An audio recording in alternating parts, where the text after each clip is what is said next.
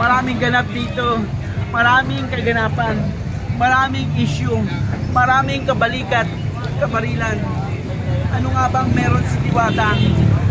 Bakit nga ba si Diwata ang hinahanap-hanap dito sa Diwata Paso Quezon?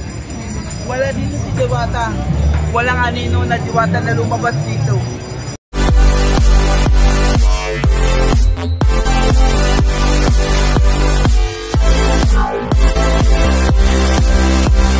Mga lahat ang naninira sa kanya, ilibre niya.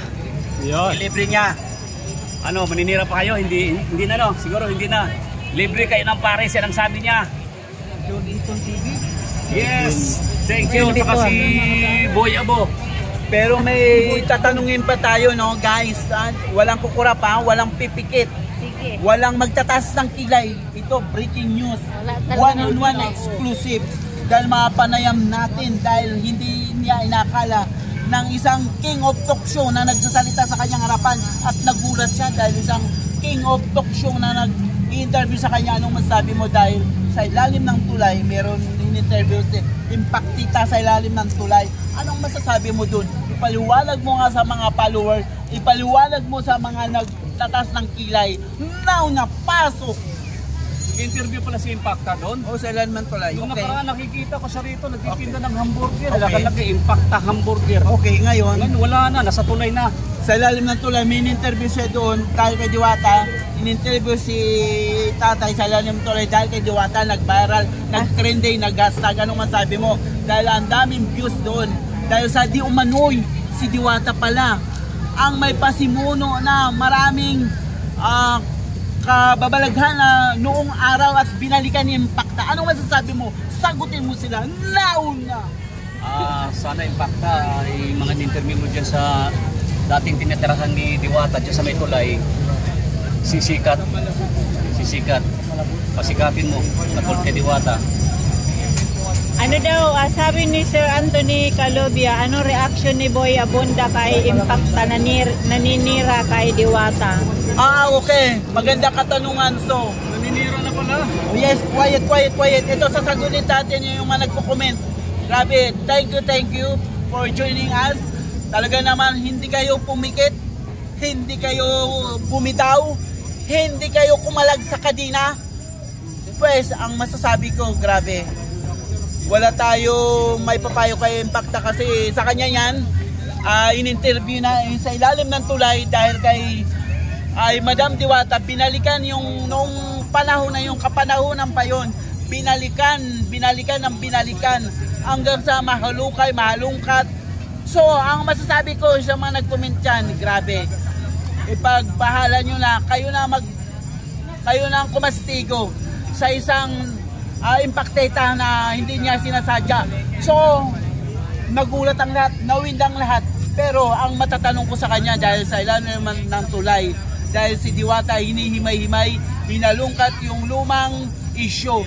Anong masasabi mo sa pagkakataon na ang sabi ni Impacta doon sa ilalim ng tulay, totoo ba na ito si Diwata ay nagbebenta na pinagbabawal na droga? Sagutin mo yan! Now na! Hindi naman tayo sigurado eh. Kailangan Okay. bago ka magbitaw ng ganyan, yung totoo lang. Kasi baka bigla kang balikan, baka bigla kang masira. Okay. Wala ka namang katibayan. Kaya tigilan nyo na yan. Lahat ng naninira kay Diwata, lumapit lang kay Diwata, libre kayo ng pares overload. Apaw sa sabaw, apaw sa laman, apaw sa sarap. Dito na kayo kay Diwata. Huwag na kayong pumunta sa ilalim ng tulay. Hoy, hanggang ngayon nasa ilalim ng tulay kayo, ha? So, si Diwata may-ari niyan. So ayan guys, no, yung mga nagko-comment diyan, ha, maraming papasabog si Tito Boy Abandon, no? Quiet, talagang uminom muna kayo ng tubig, baka mabulunan kayo. Uminom muna kayo ng tubig dahil hihimay-himayin natin, iisa-isahin natin yung mga kaganapan dito sa Diwata Pares Overload. Dahil sa di umanoy ang Impacta sa lalim ng tulay. ginisa si tatay sa ilalim ng tulay. Ano nga ba ang dahilan, Impacta? Bakit hinalungkat at hinalukay ube yung issue ni Madam Diwata noong panahon na yun ng araw ng pandemya? So anong masasabi mo sa ating mga manunood at sa mga nagko-comment? Ang dami nagtaas ng kilay sa malalayong lugar, lalo na sa buong Visayas at Mindanao. Taga Cebu, mga nanonood, mga taga Cebu, grabe. Nanonood lahat, taga Cebu, Visaya, Mindanao, Palawan, Baguio, Cavite City. Ay nako, shoutout. Oh, sasabihin yan.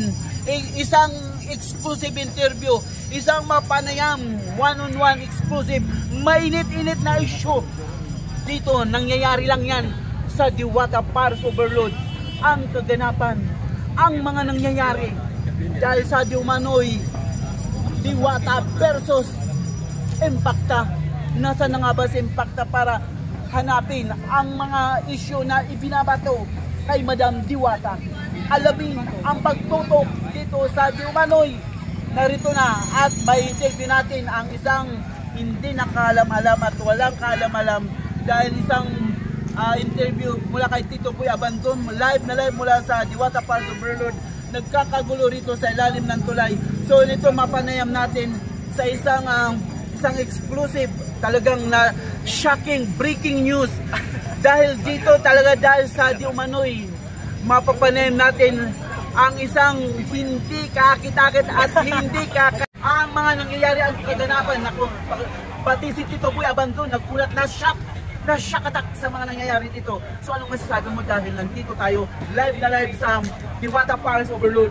Kaya naintay ngayong gabi pahiram ng isang oras sa buong mundo, himayin natin ang mga issue dito sa kaganapan dahil sa Diumanoy Diwata versus Impacta. Ano nga ba ang totoo? May nalalaman ka ba sa mga nangyayari sa Diwata Paris Overload? Ano ang masasabi mo dahil sa Diwata Paris Overload? May mga bagong issue na lumalabas. Sagutin mo yung mga manunod now na!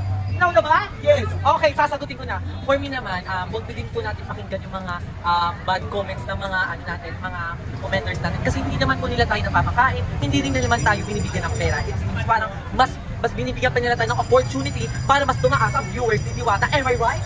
Yes, napakinggan natin grabe, ang galing ng sumagot niya. Yes. Mabuti na lang narito yung isang king of talk show na nag-i-interview, one-on-one interview. At minsan kinabahan talaga si Tito Boy Abandon na nagsasabi at talaga totoo siya na ipinapakita niya, ibinubuhos na ang ibinabato kay Madam Diwata. Grabe, dito lang yan nangyayari, live na live.